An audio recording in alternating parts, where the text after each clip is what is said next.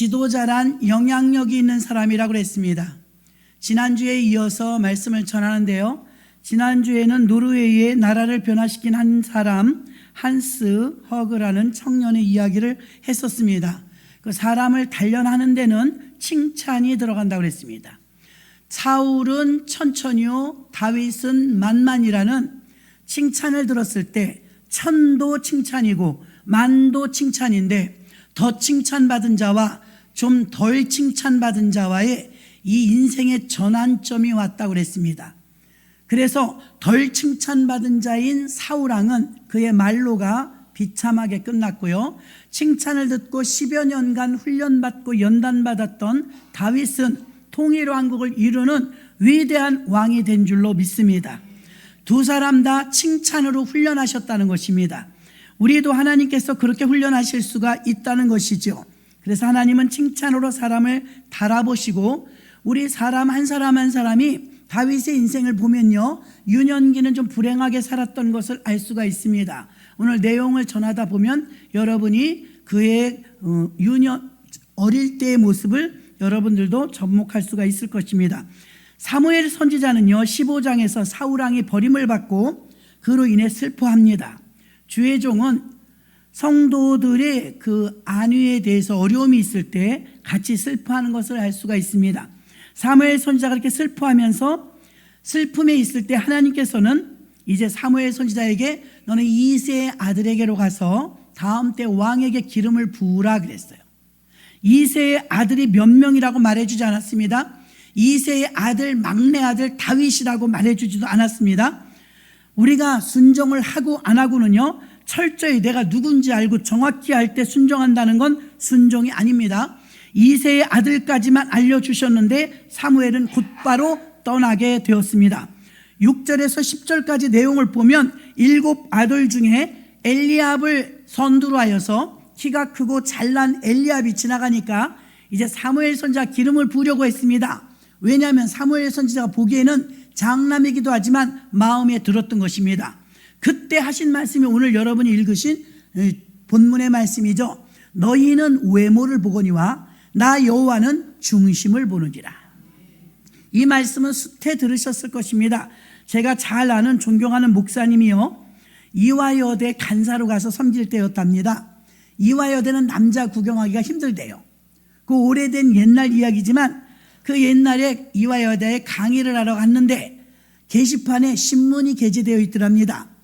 그래서 여자들은 어떤 신문에 어떤 내용을 관심 가질까 하고 봤더니 중요한 게 있더랍니다. 남편 고르는 기준, 이게 써 있더랍니다. 그래서 자기도 총각이니까 그때는 관심이 있어가지고 남편 고르는 기준, 이화여대 우리나라 최고의 여자 대학생들은 어떤 남자를 고르려고 할까 관심을 가지고 읽어봤답니다. 10개였는데 5개만 적어 오셨더라고요. 첫 번째는요, 나이를 봤대요. 두 번째는요, 몸과 키. 세 번째는요, 그의 자질, 역량. 네 번째는요, 학력, 학벌. 다섯 번째는요, 돈, 재력. 뭐 비슷하지 않습니까? 그 다음에는 이제 나열하지 않고요, 이렇게 10가지 순위가 있었답니다. 보니까 이분이 믿음의 눈으로 보니까 전부 외모의 조건이었답니다. 외모. 지금 사무엘 선지자도 엘리압을 가서 기름을 부으려고 하니까 너는 왜 외모를 보니? 나 여호와는 중심을 보느니라. 사람들은 겉사람을 봐요. 여호와는 속사람을 봐요. 근데 겉사람을 봤다는 것입니다. 중요한 건요, 이 목사님이 근래 가니까 수십 년이 지났는데도요, 지금도 이화여대 학생들은요, 남편 고르는 기준이 그대로랍니다. 그대로. 지금도 바뀌지 않았다는 것입니다. 여대생들이 남편 고르는 기준은 업그레이드가 안 되고 있었다는 것입니다. 여전히 외형적인 것이었답니다. 오늘 하나님께서 선택한 리더가 있습니다. 이 사람은 다윗이죠. 왜 다윗일까?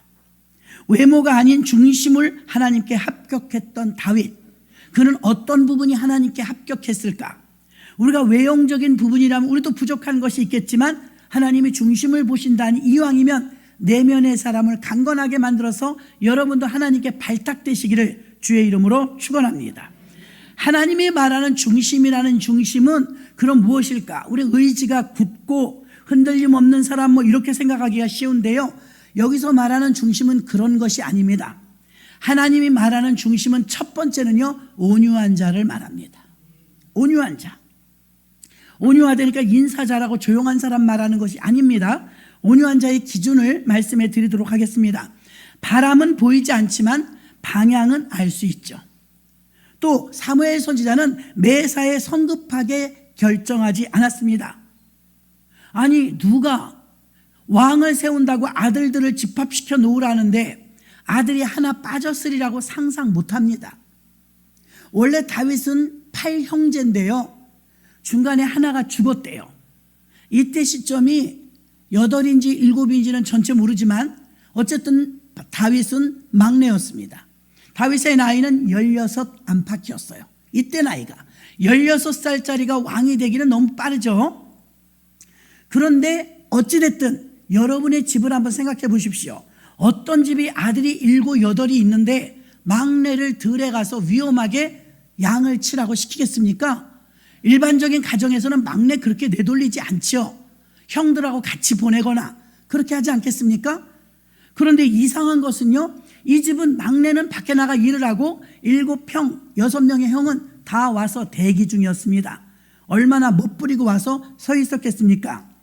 근데 11절에 뭐라고 말합니까? 첫째 엘리압에게 기름을 부으려고 했더니 나 여호와는 너희는 외모를 보지만 나는 중심을 본다. 그래갖고 둘째, 셋째, 넷째, 여섯째까지 쫙 가도 기름을 부으라는 하나님의 음성이 안 들려요.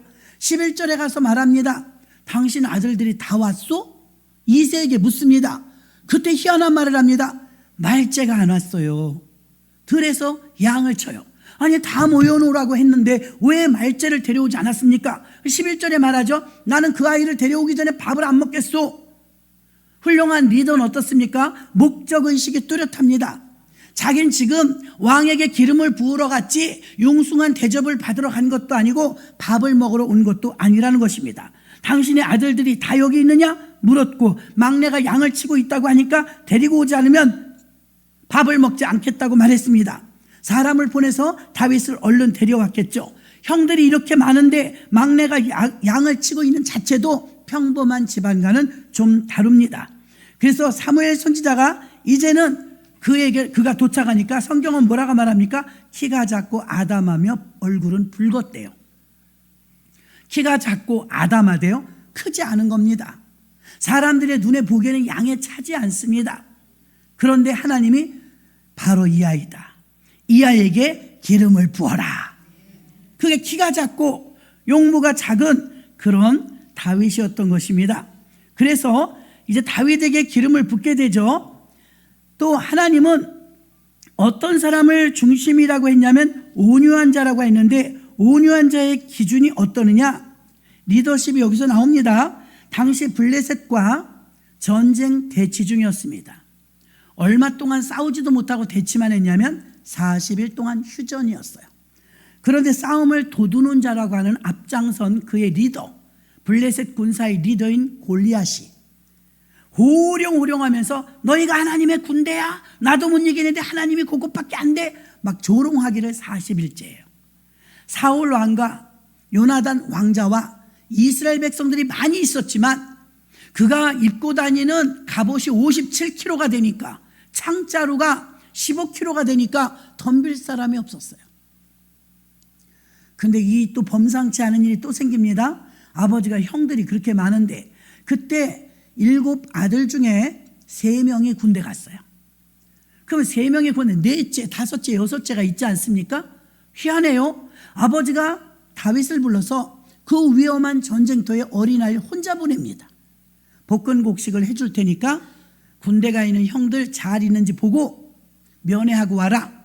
이렇게 보내는데 한 2쯤 3명쯤 보내면 어때요? 하나 딸랑 막내를 보내요. 무엇인지 모르지만 이새는 다윗을 사랑하지 않았던 것 같습니다. 편애를 했습니다.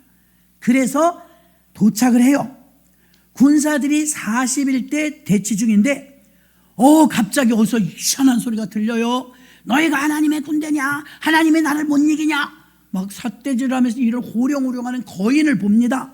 그걸 보니까 하나님의 성호를 더럽히는 조롱하는 그 소리를 듣자마자 다윗이 화가 났어요. 화가. 17장 23절과 26절에 나옵니다. 그래서 막 화가 나니까 하나님을 조롱하는 골리앗을 향해서 이렇게 말합니다. 다윗이 내가 저자를 상대하겠다. 부말을 해주겠다는 상 때문이 아니었습니다. 상품을 많이 준다는 어떤 시책이 걸렸기 때문이 아니었습니다. 오직 다윗은 하나님을 조롱하는 걸 들을 수가 없었습니다. 그래서 17장에 넘어가면 23절과 26절에서 모욕한 소리를 들었고요. 그래서 자기가 나간다고 했더니 그때 군대에 있었던 큰형 엘리압이 17장 28절에서 막 극대노를 합니다. 네가 지금 전쟁이 장난인 줄 아느냐? 형들을 무시하고 네가 지금 저 출전하겠다는 것이냐? 너는 왕의 부마되는 게 그렇게 세민하냐? 부러웠냐? 막 억울한 소리라고 인신공격을 합니다. 여러분 같으면 인신공격을 하는 사람이 내게 있다면 여러분은 어떻게 반응하시겠습니까? 여기서 다윗의 반응은요, 그냥 온유합니다. 아무 반응을 나타내지 않아요. 두 사람이 화가 났습니다. 한 사람은 다윗입니다. 왜 화가 났습니까? 하나님을 조롱하기 때문에. 또 한 사람이 화가 났습니다. 엘리압이었습니다. 왜 화가 났습니까? 자기가 무시당하니까. 온유함이란 하나님이 조롱받을 때는 참지 않고 의분을 갖고 내가 조롱을 받을 때는 온유한 겁니다. 참는 겁니다. 사람에게는 어떤 분노를 하지 않습니다. 그러나 하나님의 성호가 더럽혀질 때는 분노합니다. 첫 번째 온유한 자가 하나님께 중심에 합한 자였는데 이 첫 번째 중심에 합격하려면 온유해야 합니다. 이 온유함 속에는 분노할 땐 분노하고 차분해야 될 땐 차분했다는 것입니다. 시편 51편 5절에 보니까 다윗의 출생의 기록이 있어요. 내가 여러분이 한번 읽을까요? 시작.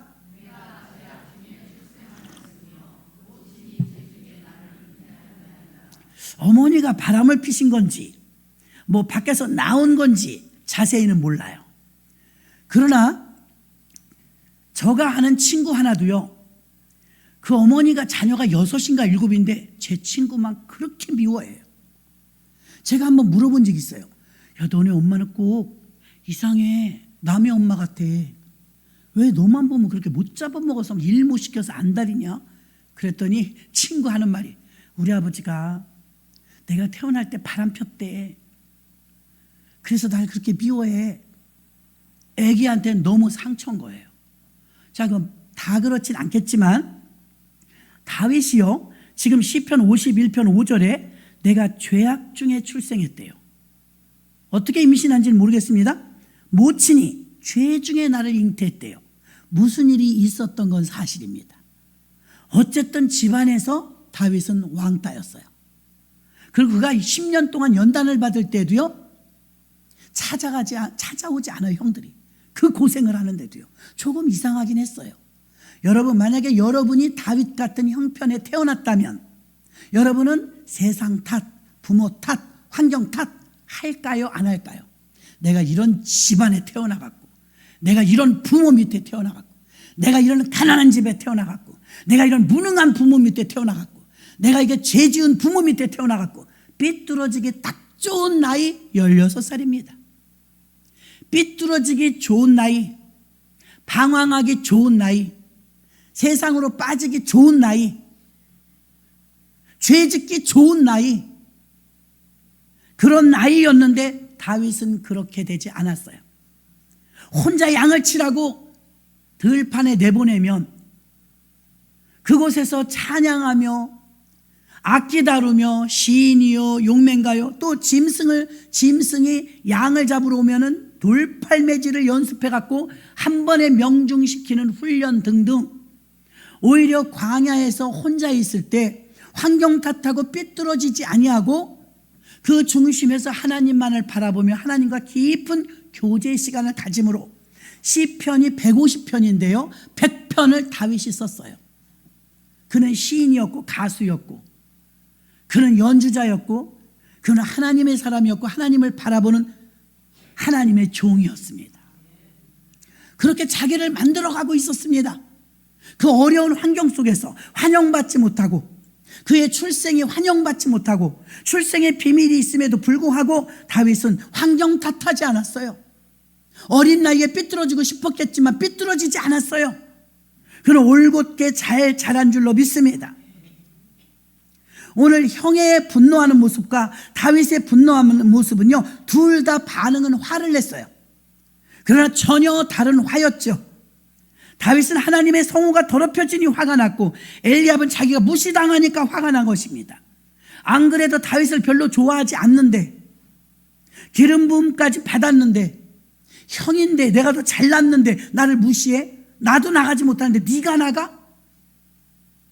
그러면서 화를 내었던 것입니다. 다윗은 어미가 죄악 중에 잉태하고 출생한 자로서 집안에서 별로 인정받지 못하던 불우한 어린 시절을 보냈습니다. 아마도 그 큰형은 어른으로서 그래서 다윗을 더욱 미워했는지도 모르겠습니다. 그래서 그는 혼자 있을 때 비행 청소년이 되지 않았습니다. 성격이 삐뚤어지지 않았습니다. 어떤 중독자가 되지도 않았습니다. 오직 아버지 양을 치면서 광야에서 하나님을 바라보는 신앙으로 더욱 깊어진 줄로 믿습니다. 여러분, 지도자는 나이로 뽑지 않습니다. 이 집안에 아들이 7, 8이 있었지만 하나님은 다윗을 택했습니다. 다윗은 온유한 자였기 때문인 줄로 믿습니다. 하나님은 지금도 온유한 자를 찾으시는 줄 믿습니다. 저는 샘플로 모세하고 다윗을 예를 듭니다. 모세를 한번 볼까요? 민수기 12장 1절로 3절. 민수기 12장 1절로 3절을 여러분이 합독합니다. 시작.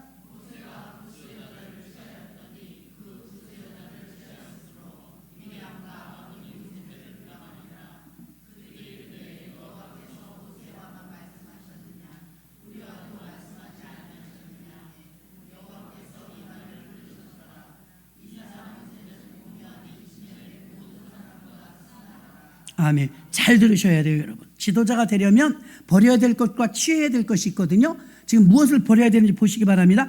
1절에 구스 여자를 취했대요. 구스 여자는 이방인이기 때문에 제사장으로서 이런 여자와 결혼하면 그때는 안 됐어요. 율법적으로.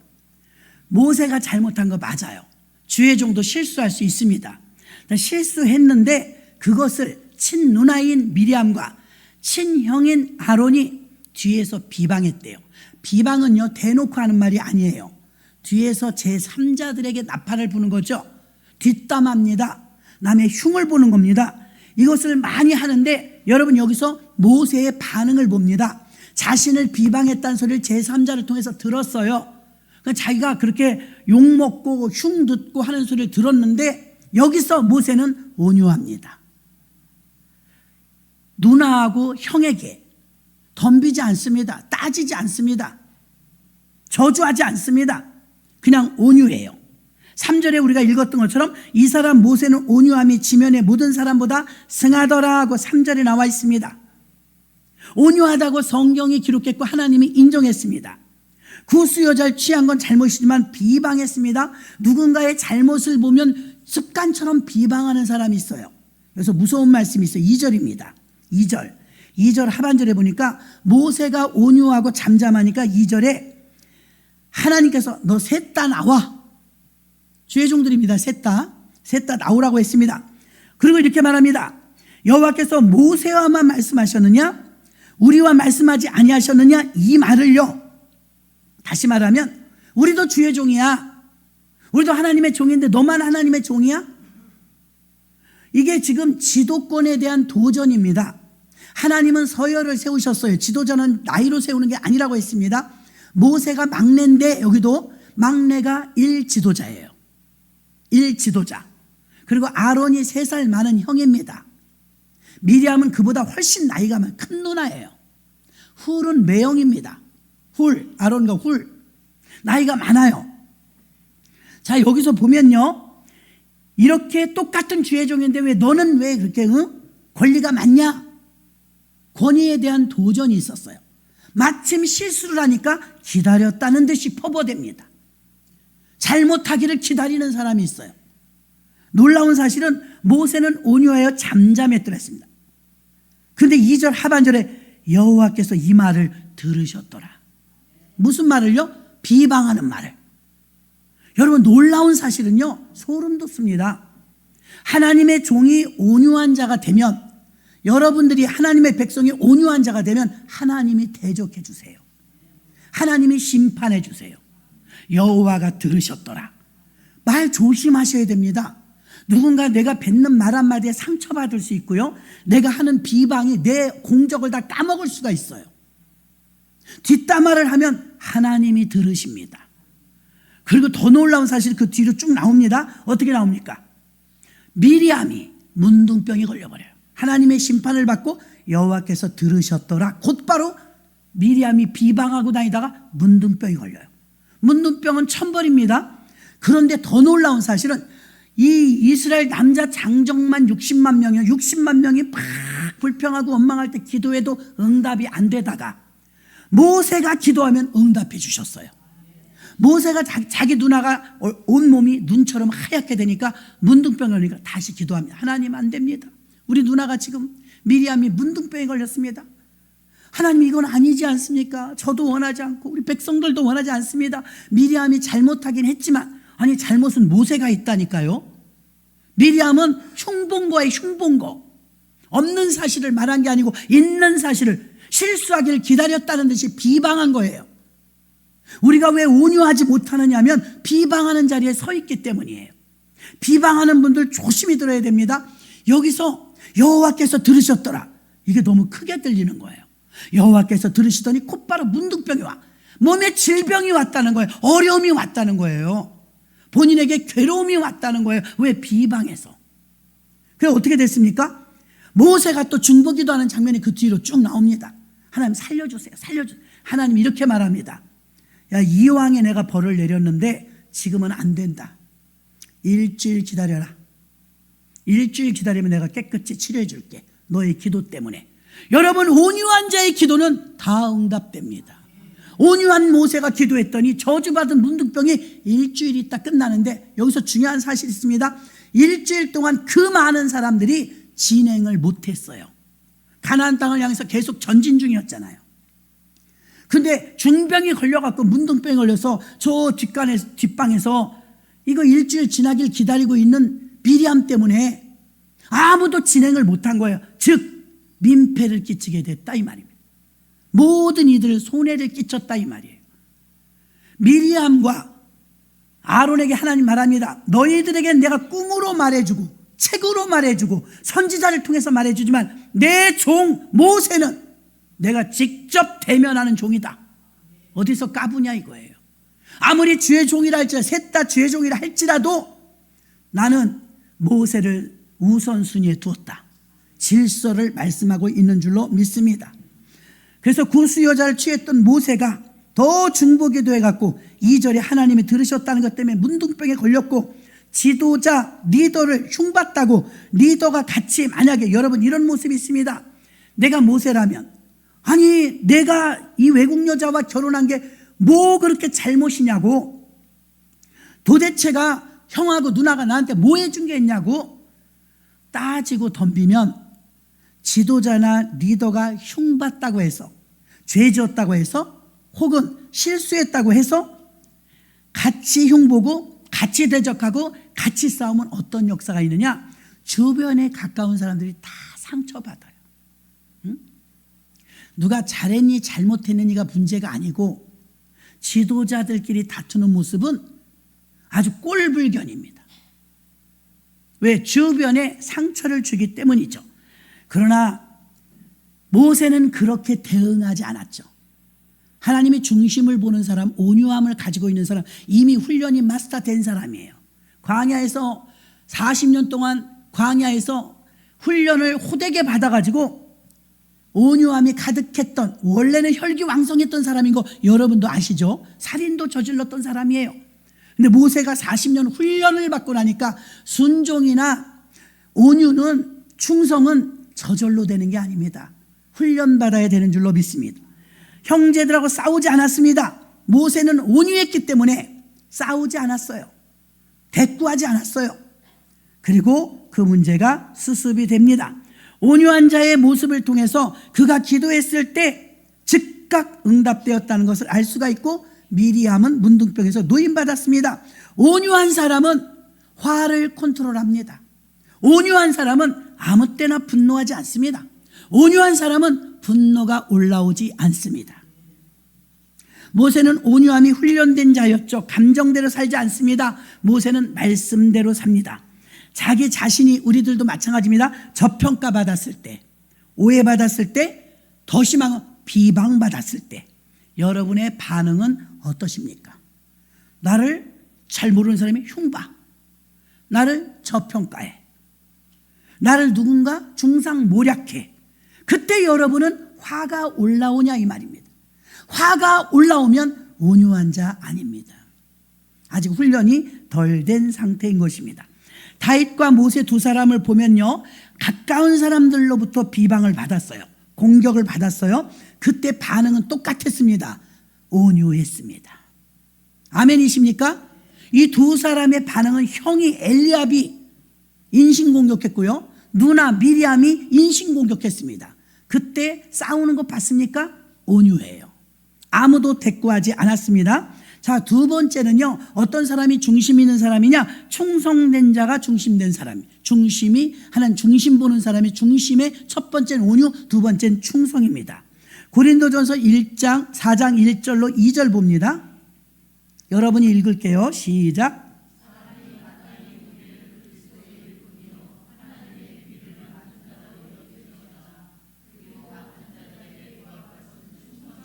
아멘. 맡은 게 있다면 충성하셔야 됩니다.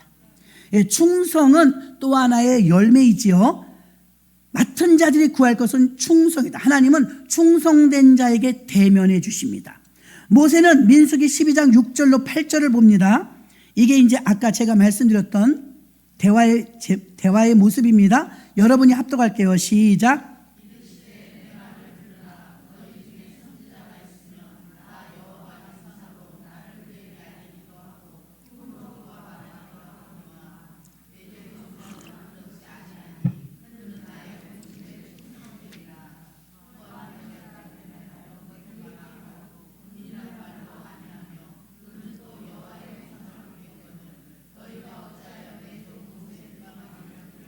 오, 주여. 아멘. 아멘이십니까?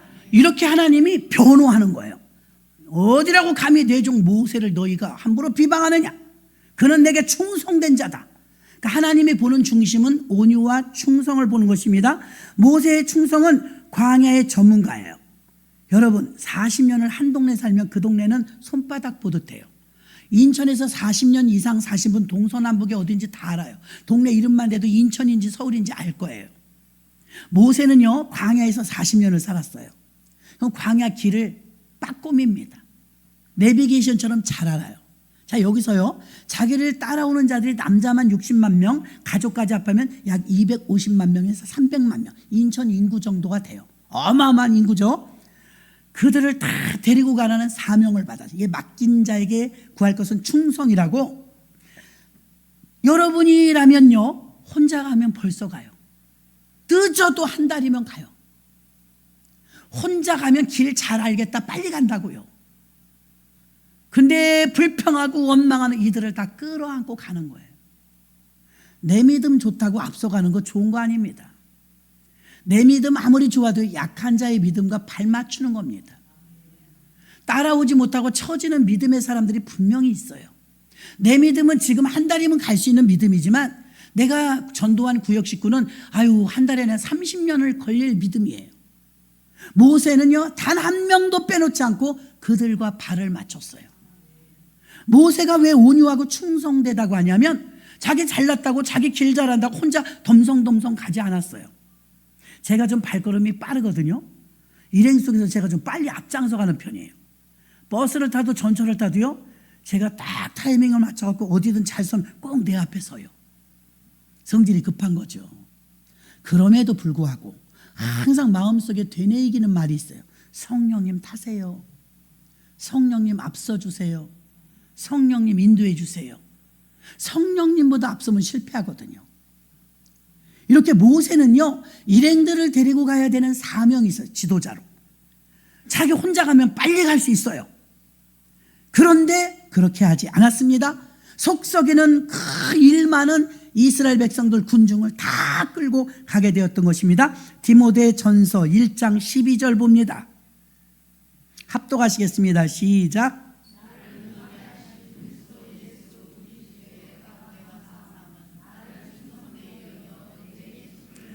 여러분에게 주신 직분을 하나님이 이미 1차적으로 인정하신 거예요. 아, 우리 교회 장로는 뭐 몇 명 누가 세웠대, 안수집사 누가 세웠대가 아니라 주님이 세웠다고요. 왜? 그동안 충성되게 했으니까.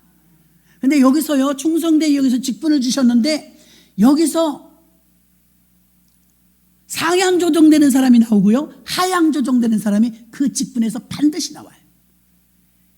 조심하셔야 돼요. 상향 조정되면 계속 같은 모습인 사람, 거들먹거리는 사람은 하향 조정됩니다. 하나님은 충성을 보세요. 여러분이 할 수 있는데 하는지 안 하는지, 10%만 하는지 50% 하는지 다 하세요. 하나님이 여러분에게 직분을 주셨다면 그것은 충성을 하라고 주신 직분인 줄로 믿습니다. 다윗을 볼까요? 다윗은 아버지 양을 칠 때 맹수가 와서 양을 물어가면 사자를 쫓아가서 입을 벌리고 양을 찾아왔다고 본인이 말합니다. 책임감을 말하죠. 사무엘상 17장 34절로 37절, 사울왕에게 가서 내가 양을 이렇게 쳤다고 얘기하는 겁니다. 합독합니다. 시작.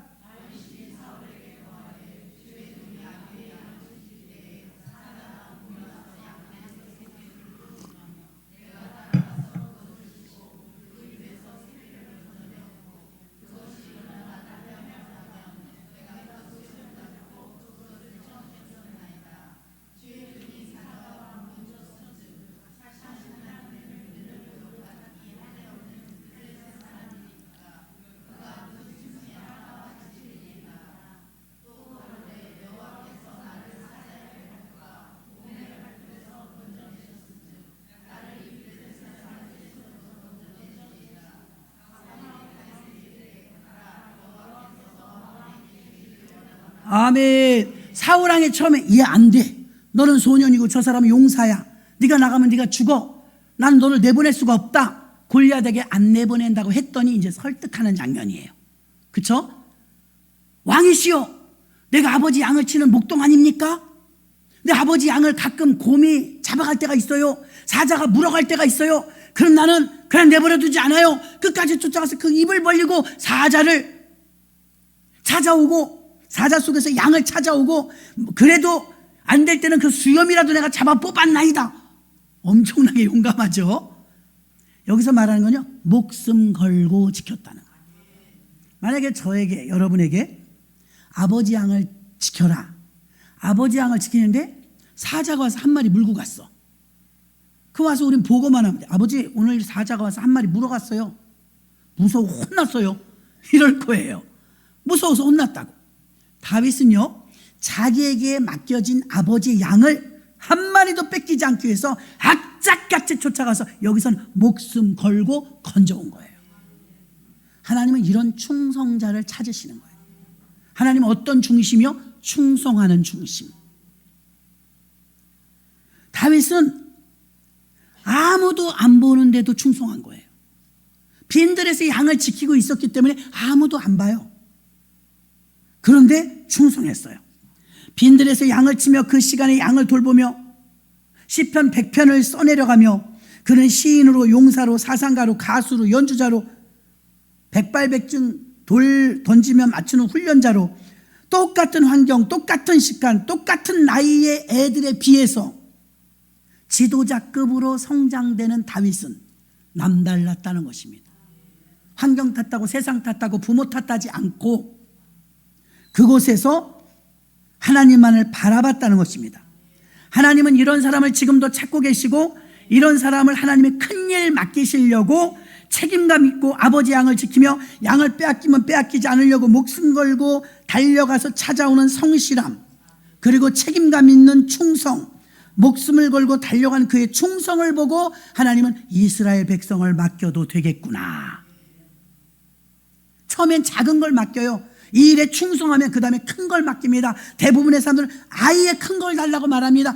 내 역량을 모르시네요. 잘할 테니까. 내가 잘할 테니까 나한테 뭐 맡겨봐요. 걱정 말고 맡겨보세요. 걱정됩니다. 왜냐하면 작은 일을 감당 못하는 사람은 반드시 큰 것도 못해요. 다윗은 엄청난 훈련을 받았죠. 양치기를 통해서 훈련 받았고요, 형제들을 통해서 훈련 받았고요, 그는 온유한 자로 거듭났습니다. 그렇게 그가 온유해질 수 있었던 것은 스승님도 없었는데 하나님과 교제하면서 오직 그의 지도자는 말씀이요 하나님이었습니다. 말씀대로 살았다는 것입니다. 시편 101편 6절 보겠습니다. 내 눈이 이 땅에 충성된 자를 살펴 나와 함께 거하게 하리니. 주님은 충성된 자를 찾는데요, 디모데후서 2장 2절 봅니다. 또 내가 많은 증인 앞에서 내게 들은 바를 충성된 사람들에게 부탁하라. 하나님은 지금도 충성된 자를 찾는데 목말라고 계세요. 온유한 자를 찾는데 목말라고 계세요. 교회 다니는 사람을 찾는 것이 아니라 교회 안에서 찾고 계시는데 충성된 자를 찾고 계십니다. 외모를 보는 게 아닙니다. 중심을 보십니다. 많은 사람들은요, 외모에 치장을 합니다. 외모에 어떤 능력을 갖추려고 합니다. 충성된 사람의 특징이 있습니다. 무슨 일을 맡기든지 따지지 않고 예스, 아멘 한다는 것입니다. 경중을 따지지 않습니다. 이건 힘들어서 못해요. 저건 멀어서 못해요. 이거는 내가 지금 시간이 없어 못해요. 등등. 아브라함도, 이삭도, 다윗도, 모세도 하나님이 어떤 일을 시키든 그냥 아멘이었습니다. 이렇게 말하면 요즘 현대인들은 뭐라고 말합니까? 그 맹종이죠. 그게 뭐예요? 성경의 모든 위대한 인물들은 정치적으로 보나 사회적으로 보나 믿음의 조상이 되는 혈통으로 보나 위대하신 리더들을 보면 공통점이 온유했고 믿음이 있고 충성했습니다. 이렇게 충성된 사람은 따지지 않고 예스했고요, 온유한 자와 충성된 자가 하나님이 찾는 중심이라고 했는데, 이걸 세분화시키면 온유하다는 뜻은 우리가 잊어버리지 마시기 바랍니다. 사람과의 관계를 말해요. 온유함의 영역은 인간관계예요. 불편하신 분이 있다면 화해하십시오. 불편하신 분이 있다면 응답이 안 돼요. 누구 섣불리 미워하거나 비방하시면 더 안 돼요. 미리함을 보셨죠? 온유함은 어떤 영역이냐? 사람 관계의 영역이에요.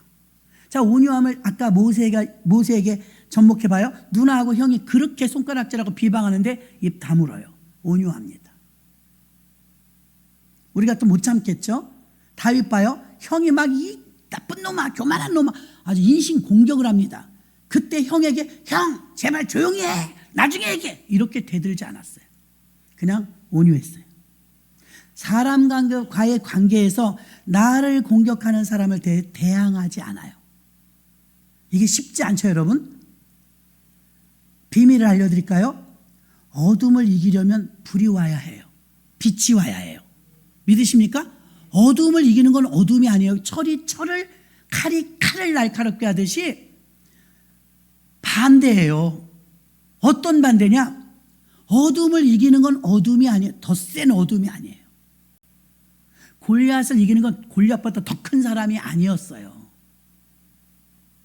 불이 나면 물로 꺼요. 전혀 반대죠. 불이 나면 불로 끄지 않아요. 불이 나면 물로 꺼요. 분노가 일어나서 자극되면 화가 올라오죠. 더 목소리 크게 싸웁니다. 이건 불이 더 붙는 거죠. 끝이 없어요. 사랑과 인내와 용서로 물작전을 들어가는 거죠. 그럼 꺼집니다. 그 대부분 어떻습니까? 감정이 건드려지고 개인적으로 막 분노가 일어나니까 같이 싸우죠. 절대로 끝나지 않아요. 한쪽에서 셔터마스, 아주 조용해야 됩니다. 그래서 온유한 자는 사람과의 관계 훈련이고요, 충성 부분은요, 업무 부분이에요.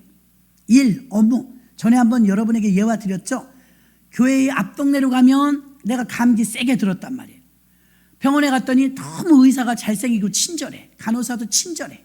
너무 마음에 들어. 근데 아무리 가도 안 나. 그 뒤에 병원에 갔는데 의사가 불친절해. 간호사가 못생겼어요. 한 번만 가면 나. 그러면 여러분 감기 걸렸으면 어디 가겠어요? 여러분, 사람 착하게만 하다고 되는 게 아니에요. 온유하라니까 무조건 여기도 흥 저기도 흥 좋으란 소리가 아닙니다. 다윗과 모세의 공통점은요, 금송아지를 만들었을 때 분노했어요. 골리앗이 하나님의 성호를 막 더럽혔을 때 분노했어요. 자기가 공격받을 때는 다물었어요. 그러니까 온유 부부는 사랑과의 관계라면 충성 부부는요, 이일관계예요. 입만 말하는 사람 여러분 좋아하세요? 봉사원신 한 개도 안 하고 입만. 여러분도 벌써 다 판단 다 하시잖아요. 하나님이 내게 충성되이 여겨 직분을 맡기셨다면 업무 사역적인 부분도 감당하는 것입니다. 업무, 사역, 일. 그러니까 충성된 자의 기준은 일과 업무 능력이고요, 온유함의 부분의 관계는 사람 관계를 어떻게 이끌어가느냐인 것입니다. 고대 근동에서는요, 결혼 예물을 소금을 줬대. 소금. 우리가 생각하면 너무 웃기잖아요. 소금이 무슨 결혼 예물이야. 그 이유는요, 이와 같아요. 다이아나 정금 반지 받는 거나 똑같죠? 변하지 않기 때문이랍니다. 소금은 세상 없어도 변하지 않아요. 살다 보면 힘든 일이 있어요. 환경이 나빠질 수 있어요. 결혼 조건에서 가장 중요한 건 신뢰거든요. 이 신뢰라는 말, 믿음이라는 말의 어원은 충성이에요. 부부가 서로에게 충성하는 거죠. 결혼 조건이 소금이었던 건 변하지 않은 것처럼 결혼 주례사가 늘 똑같은 말 하죠. 기쁠 때나 슬플 때나 아플 때나 부할 때나 가난할 때나 검은 머리가 팥뿌리가 되도록 변하지 않겠느냐. 남자가 크면 네 그래. 근데 3년 있다 찾아와 못 살겠다고. 변한 거죠. 신뢰가 떨어지면 변한 겁니다. 신뢰의 어원은 충성이에요. 그래서 하나님은 어떤 사람을 찾습니까? 충성된 자, 온유된 자. 그러면 이 소금은 변하지 않는 것을 상징하는 신뢰를 상징해서 결혼 예물까지 됐는데, 반대적인 건 모래죠. 모래는 아무리 붙잡아도 흩어져요. 이혼을 상징하죠. 모래는 배도 배반을 상징해요. 모래 같은 사람은 안 됩니다. 잠언 25장 13절 볼까요? 마지막이니까 여러분이 한번 합독하겠습니다. 시작.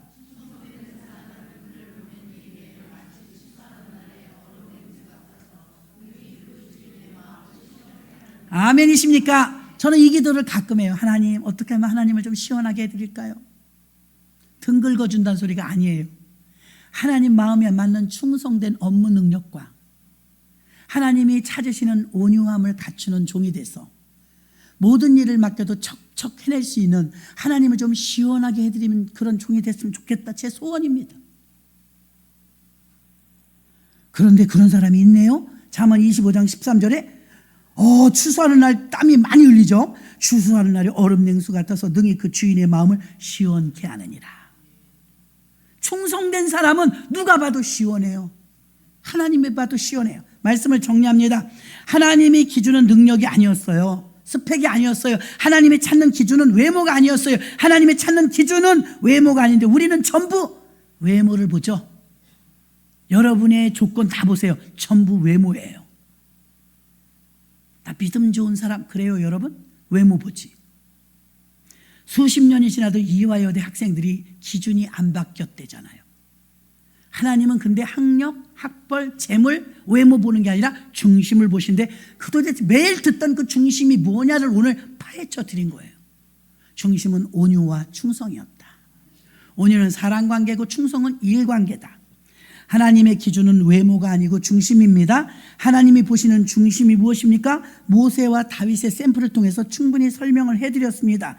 온유한 자와 충성된 자가 될 때 하나님은 모든 영광을 받으시는 줄 믿습니다. 이 시간에 잠시 우리가 통성으로 기도할 텐데요. 하나님, 그동안 갖추지 못한, 훈련받지 못한 부분이 있습니다. 저에게도 온유함을 주세요. 저에게도 충성된 자가 되게 해주세요. 하나님을 시원하게 하는 자가 되게 해주세요. 사람과의 관계에서는 온유하게 해주시고, 하나님이나 목사님이나 교회가 욕을 먹을 때는 분노할 줄 아는 그런 충성된 자, 온유된 자가 되게 해달라고 이 시간에 주의 일장하시고 통성으로 기도합니다. 주의